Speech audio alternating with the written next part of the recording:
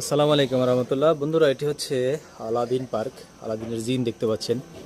এই জিনটা অলরেডি দত্ত এই যে চেরাক থেকে বেরিয়ে গেছে।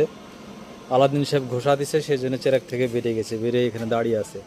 আলাদিন পার্ক এটা হচ্ছে একটি জায়গায় আছে, নির্দিষ্ট জায়গায় আমি আপনাদের জানিয়ে দিচ্ছি কোন জায়গা আছে লোকেশনটা। এটা হচ্ছে সাভারের ভিতরে সুন্দর একটি জায়গা, আলাদিন পার্ক। হ্যাঁ, এই দেখুন, অনেক সুন্দর, অনেক সুন্দর। এই বিশাল একটি রিসোর্ট।